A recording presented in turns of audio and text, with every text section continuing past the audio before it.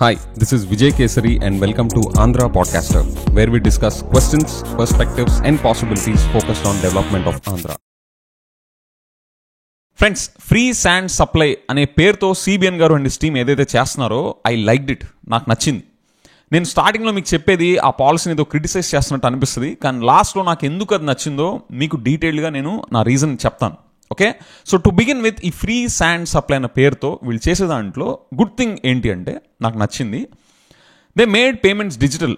So black ఏమీ లేకుండా వైట్లోనే వెళ్ళే స్కోప్ క్రియేట్ చేస్తా డిజిటైజ్ చేయడం అనేది పేమెంట్స్ పరంగా this is a good thing. And second thing, sale receipt కూడా ఇస్తున్నారు. ఎవరికి ఎంత క్వాంటిటీ అమ్ముతున్నారు సో దట్ ఆ క్వాంటిటీ ట్రాక్ కానీ ఆ కస్టమర్ డీటెయిల్స్ కానీ క్లియర్గా పబ్లిక్ రికార్డ్లో ఉండేలాగా ఒక సేల్ రిసీట్ కూడా వాళ్ళు ఇష్యూ చేస్తున్నారు. It's pretty much organised relatively చూస్తే.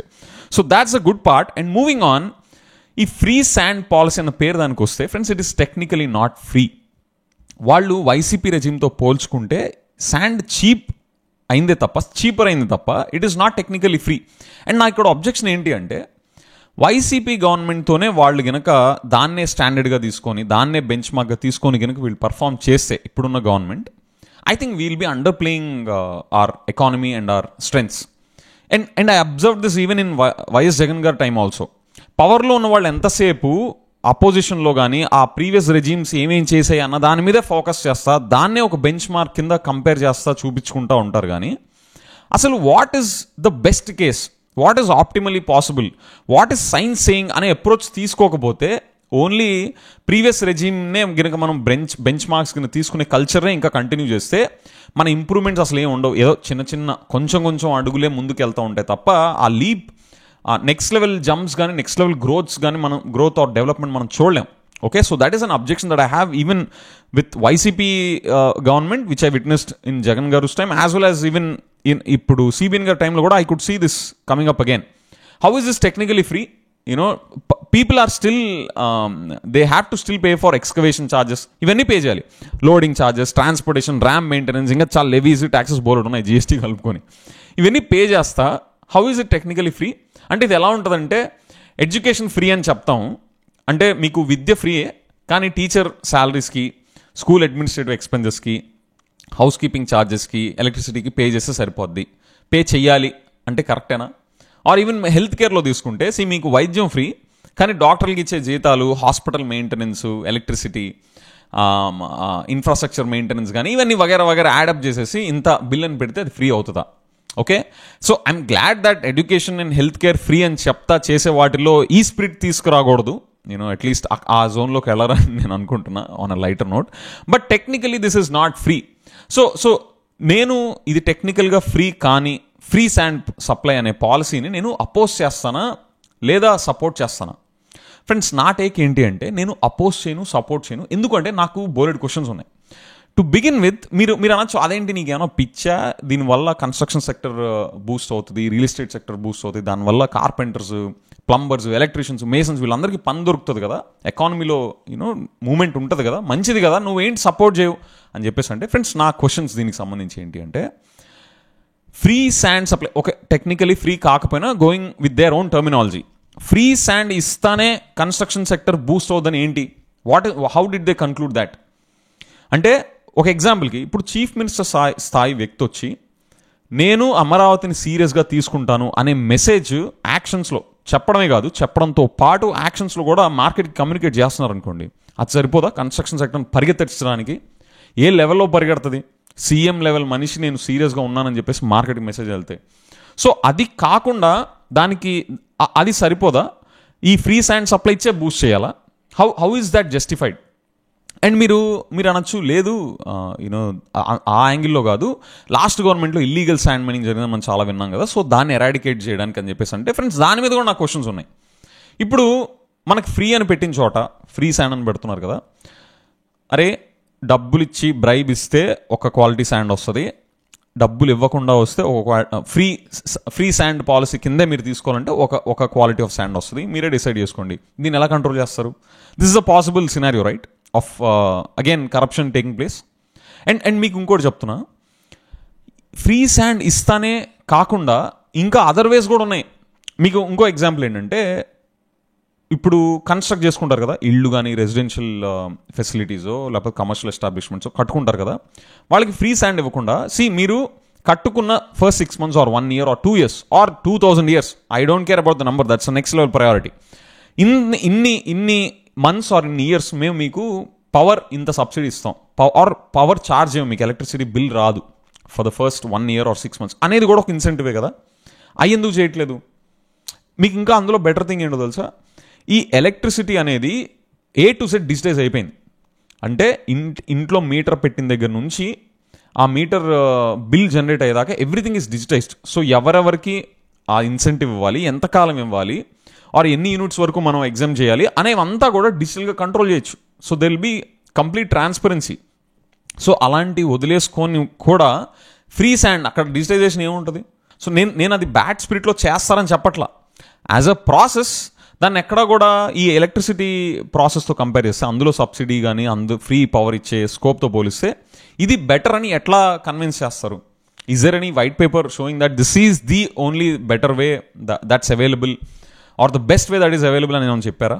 అండ్ FME అని ఒకటి ఉంటుంది, ఫెయిల్యూర్ మోడ్ ఎఫెక్ట్ అనాలిసిస్ అని.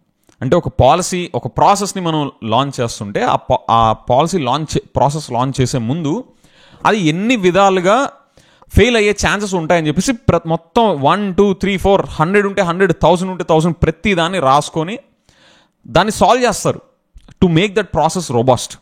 అలాంటి FME ఏమైనా జరిగిందా ఈ ఫ్రీ శాండ్ సప్లై దాని మీద? ఉంటే అది బయట పెట్టచ్చు కదా, పెట్టాలి కదా. అంత వర్క్ జరిగితే we will surely appreciate the government for fielding for all the failure modes.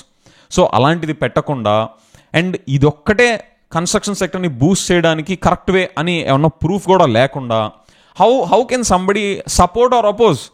మీరు నాకు చెప్పండి, మీరు ఇది సపోర్ట్ చేయడానికి what is evidence that you have?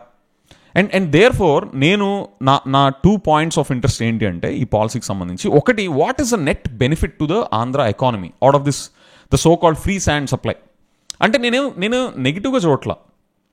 ఇప్పుడు వీళ్ళకి ఫ్రీ శాండ్ సప్లైయే మంచిది అనుకుంటున్నారు కదా, and why only that method? ఒకవేళ మీరు వై ఓన్లీ దిస్ మెథడ్ అని ఎక్స్ప్లెయిన్ చేయాలి, అండ్ అది ఎక్స్ప్లెయిన్ చేస్తా what is a net benefit to the Andhra economy. Okay, మన స్టేట్ రెవెన్యూ ఇందులో మనం వదులుకున్నా కూడా ఇన్ని రకాలుగా మనకి ఇన్కమ్ వస్తుంది, this is the net effect అని చెప్పేసి ఒక నంబర్ ఏమైనా వచ్చిందా? ఉంటే అది పబ్లిక్ డొమైన్లో పెట్టాలి.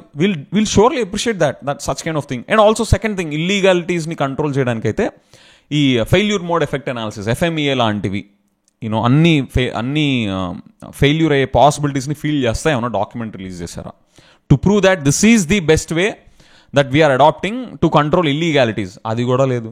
సో ఇవేమీ లేకుండా how can somebody support or oppose this? And therefore నా క్వశ్చన్స్ అన్నీ ఓపెన్గా ఉన్నాయి. I'm not supporting or opposing, I still have lot of questions. నేను ఇంకా CBN గారు ఒక ట్వీట్ కూడా పెట్టాను, requesting him what is the net benefit to the economy sir అని చెప్పేసి. I'm sure CBN garu and his team must have taken this as the best one or the best way to go forward. I respect that. But what is the quantum of impact in terms of net benefit to the Andhra economy? నేను ఆయన tweet కూడా చేశాను in my capacity as a normal person, common person. So ఫైనల్గా friends, ఇది నాకు ఎందుకు నచ్చింది అనేదానికి రీజన్ ఏంటి అంటే, నేను ఫస్ట్ నుంచి CBN గారిని ఏం రిక్వెస్ట్ చేసుకుంటున్నా, సార్ మనకు అసలు ఎక్సెసివ్ వెల్ఫేరిజం, ఎక్సెసివ్ ఫ్రీబీస్లో జనాల్ని ముంచి లేపకూడదు, అది మీకు కూడా తెలుసు. దానివల్ల డెవలప్మెంట్ కన్నా డ్యామేజ్ లాంగ్ టర్మ్లో మనకు ఎక్కువ ఉంటుంది అని నేను చెప్తా. నేను ఏమని రిక్వెస్ట్ చేశాను, ఏదో ఒక పేరు చెప్పి, ఈ పేరో ఆ పేరో, ఈ సర్వేనో ఆ స్టడీయో అని చెప్పేసి ఎక్కడెక్కడైతే ఫ్రీబీస్ని, excessive freebies, excessive welfarism, education, health care ఇందులో నేను కలపట్లేదు, అవన్నీ కత్తిరించేయండి. కత్తిరిస్తా నిజంగా ఆ ప్రాబ్లమ్ని లాంగ్ టర్మ్ స్ట్రక్చరల్ వేలో సాల్వ్ చేయాలి అనే దాని మీద ఫోకస్ పెట్టాలి అని నేను ఆయనకి రిక్వెస్ట్ చేసుకుంటా నేను చెప్తా వచ్చాను. ప్రాబ్లీ ఆయన విన్నారేమో ఆన్ అ లైటర్ నోట్. అందుకని ఫ్రీ శాండ్ని ఫ్రీగా చేయకుండా ఫ్రీ అని పేరు పెట్టేసి they are charging something, right, which is what I liked. మన స్టేట్ రెవెన్యూ ఎందుకు వదులుకోవాలి? ఇన్ఫ్యాక్ట్ జగన్ గారు లెట్స్ సే టన్ ఒక 400 రూపీస్కో 380 రూపీస్కో అమ్మారనుకోండి ఆయన టైంలో, ఈయన 379 రూపీస్ ఆర్ 360 రూపీస్, జస్ట్ ఒక 5 రూపీస్ 10 రూపీస్ తగ్గించేసి చీపర్ అని చెప్పేసి ఫ్రీ సప్లైని పెట్టేసుకుంటే ఇంకా బాగుండేది. వాళ్ళు అలా ఫ్రీగా చేశారు. ఫ్రీ అంటే ఆ శాండ్ పార్ట్ తీసేసి మిగతాయి కూడా ఛార్జ్ చేస్తున్నారు, which is some way good. అంటే నేను ఎందుకని గుడ్ అంటున్నాను అంటే, ఇంకా ఏం ఎవిడెన్స్ లేదు కదా, ఇది నెట్ బెనిఫిట్ లాసా, మనకు ప్రాఫిటా, లేకపోతే ఓవరాల్ ఎకానమీకి స్ట్రెస్సా, లేకపోతే మంచిదా అని ఏం క్లారిటీ లేదు. కానీ నాకు వచ్చిన ఫ్లేవర్ ఏంటి, ఫ్రీ శాండ్ అని చెప్పేసి వీళ్ళైతే ఫ్రీగా అయితే ఇవ్వట్లా, విచ్ ఇస్ గుడ్. నేను రిక్వెస్ట్ చేసిన కూడా ఇదే, అట్లీస్ట్ నేను అనుకున్నంత పర్సంటేజ్లో కాకపోయినా some way we are able to get the money and control on the freebies and excessive welfarism, right? So in that way నాకు CBN garu and his team చేసింది నాకు నచ్చింది. Having said that, I look forward to the questions that I placed in terms of why only this method is the perfect one to boost construction sector and to boost real estate sector, and how is this going to control the illegalities in sand mining. ఈ ఏరియాస్లో నాకు questions ఉన్నాయి, those are still open.